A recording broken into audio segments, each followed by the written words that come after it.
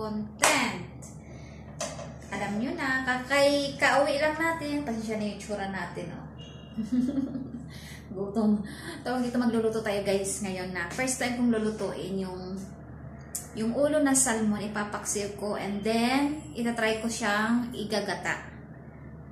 We'll see kung ano yung kinalabasan guys. Kaya huwag na natin patatagalin, okay? And then, unang-una shoutout po sa lahat mga subscriber ko. Subscriber natin guys. Shoutout sa lahat, and Beats family. Lahat-lahat mga nandiyan dyan. Thank you. Start. Ayan guys, yung ating mga ingredient for today. Meron tayong ulo. Puro ulo lang yan siya guys, okay? Ulo ng salmon, sariwa po siya. Nilinisan ko. Yan, isang ulo lang yan kasi medyo malaki. Okay, ayan. And then, meron tayo dito mustasa, of course. And then, siyempre, sasamahan natin ng talong. Ito try natin. First time magluluto ng ganito guys. And then, siyempre, dito yung mga ingredient natin. Meron tayong sili na pahaba. Ewan ko tawag dito, siling labo. Hindi naman siling labo ito. Meron ginger tayo guys kasi wala akong mahanap na ginger na fresh talaga as in. May sibuyas tayo at siyempre maraming bawang. Yan, maraming sibuyas, maraming bawang. Mas masarap. And then, ito guys, naitapon ko yung lagayan. Coconut powder siya yung gagamitin natin. Walang fresh dito. Meron na pangahirap kumanap. Siyempre, may salt tayo. And then, meron tayong siyempre vinegar. Ito yung gagamitin natin. Siyempre, yung mga, lagyan natin siya dito yung dahon ng laurel para mabango. Okay guys, mag-start tayo sa ating pagluluto. Siyempre guys, meron tayong malinis na kaserola dito. Ilalagay natin yung ating ulo ng ganito. Ay no, wait. Lagyan muna natin sa ilalim ng ginger. Ipapaksiw muna natin siya. Wala akong ginger na freeze, no? Kaya lalagyan natin yung ilalim ng powder. And then, saka natin ilalagay yung ating ulo. Yan. Yan, mayroong dugo-dugo pa rin, no? Ayan. And then, ilalagay natin yung ating sibuyas. Yung bawang pala ilalagay natin. And then, yung sibuyas natin, guys. Okay. Yan. Ilalagay natin. Siyempre, ilalagay natin yung ating sili. Ayan. Ganyan lang kadali, guys. Ipapaksiw muna natin siya bago natin lagyan ng gata. Ayan. Ilagyan natin sa ilalim para yung lasa talaga at walang lansa. Ayan na, guys. And then, nalagyan natin ng salt. Ang tamang panlasa nyo lang. And then, lalagyan natin ng white pepper. Konting white pepper. Sa panlasa lang nyo na. And then, black pepper. Kung gusto nyo lalagyan siya ng black pepper, nasa inyo yan. Ayan. And then, guys, lalagyan natin siya ng suka. Nasa inyo yan. Kung gano'ng karaming suka, yung ilalagay nyo. Pwede rin yung lagyan siya ng, tawag dito ng kalamansi. Okay? Ayan. Kung sa inyo yan, maglagay ko ng kalamansi para iwas lang sa lalo talaga. Kasi ang kalamansi, mas okay siya kaysa dun sa suka. Yan, ilagyan natin ng tatlo. Ilalim natin. Yung mga hasang-hasang lagyan natin sila ng ingredient para talagang nanuot yung lasa. And then, konting tubig guys. Para diba, lutong-luto. Kasi mamaya lalagyan natin siya ng coconut. Okay, ganun lang kadali yan. And then, saka natin sindihan yung apoy as usual. Hayaan natin mga 15 minutes na kumulo. Siyempre, takpan natin guys para okay yung madali siya maluto.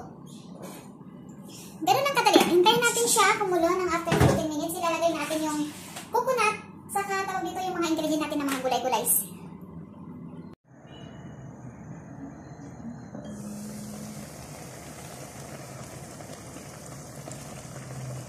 Ayan na guys, kumukulo na siya. 20 minutes na siya. 15 minutes, sorry. 15 minutes na kumukulo. Okay. Ayan guys. And then, ilalagay natin si gata. Yung gata natin guys, alam mo naman pag powder, hindi siya natutunaw pag malamig na tubig. Kaya ilalagay na natin dyan. Tingnan mo, natunaw siya. Okay. Diyan tunaw siya. Walang ligtas. Hayaan natin matuyo-tuyo. Okay, diba? And then, syempre, lalagay natin yung ating talong, guys. Yan, yung talong natin, syempre, huwag mong iwanan, ha? Natabunan yung sisda. Pero okay lang yan. Kasi mamaya, saka ito. Ayun, diba? Hayaan natin. Kasi mamaya, guys, yung mustasa natin, biglang lagyan pa natin ng sayang si coconut, oh. Tatakpan natin, guys, para yung gulay natin maluto.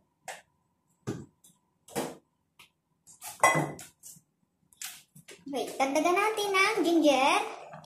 Kasi gusto ko yung maraming ginger. Kasi wala tayong yung fresh. Mayroon lang tayong powder.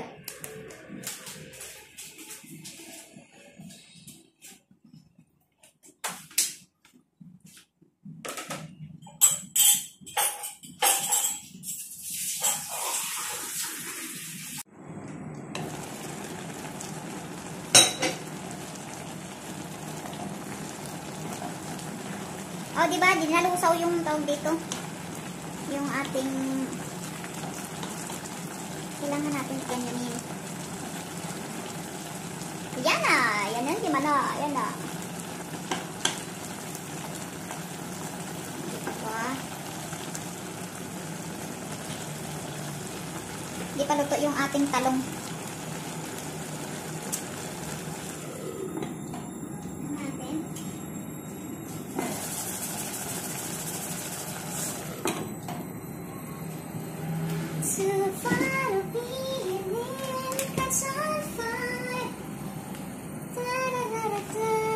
Lagyan pa natin ng coconut, guys, para medyo malapot-lapot yung ating yung tuyo siya na kunti lang ang sabaw. Ano ba yun? Malapot-lapot yung ating gatang isda, gata na paksiw, gata na sa paksiw. Paksiw na, tinatak pa. O, diba? Yan ang gusto ko. Yung parang concentrated yung sabaw. Diba, guys? Ganun lang yun, guys. First time kong nagluto ng ganito, guys. Kasi, yung ulo ng salmon, never ko pang natatry na ipapaksiw mo siya and then, igagata. We'll see anong lasa, no? Diba? Mas maganda talaga yung maraming coconut. Diba? Marami pang sabaw sa hindi pa luto masyado yung ating kalabasa. Tao lang, guys. Yung mustasa saka yung talong natin. Diba? Tikman nga natin. Oh my goodness! Ang sarap niya! Ang sarap ng lasa! Babalikan natin after 5 minutes, guys, okay? Ayan na, guys. Diba? Nakita nyo? Oh. Tingnan natin yung tawag dito, yung ating talong kung luto na siya. Oh, okay na siya, guys. Oh my goodness. Yung ating ulam, guys. Okay, kakain na tayo. Kain tayo, guys.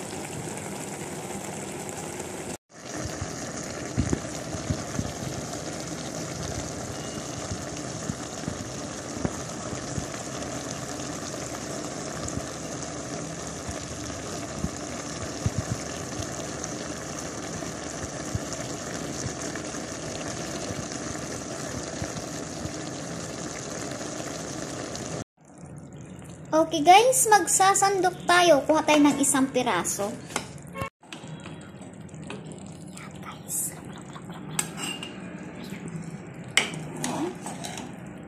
Ang niya, talagang gata-gata talaga siya. Kasi daulo, guys. Ayun, oh, di ba? Ang hirap.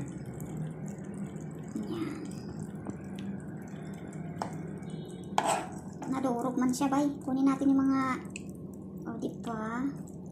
Tapos with gulay. Ayan, guys. Syempre, ilalagay natin ang talong.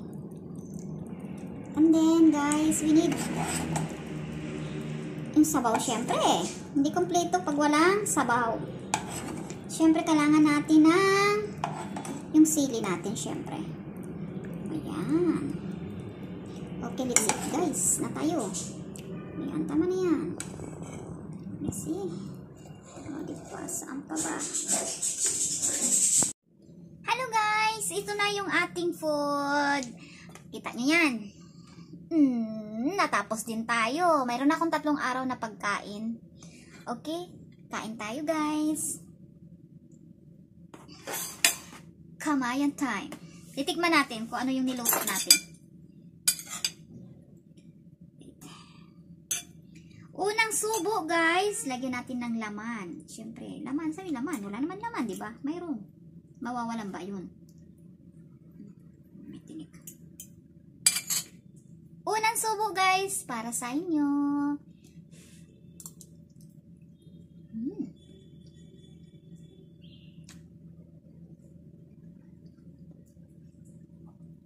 Grabe ba?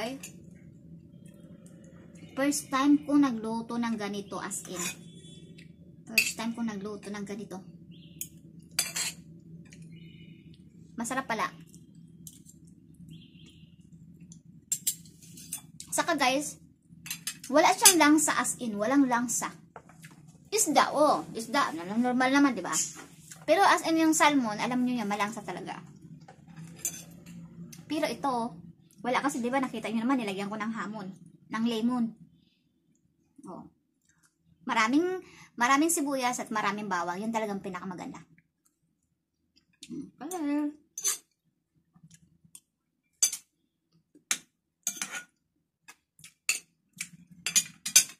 Okay, guys. Dito na lang nag-end yung ating vlog for today. Maraming salamat sa mga nanonood at mga subscriber ko, guys. Thank you so much. And God bless sa inyong lahat. Bye-bye. See you to my next vlog.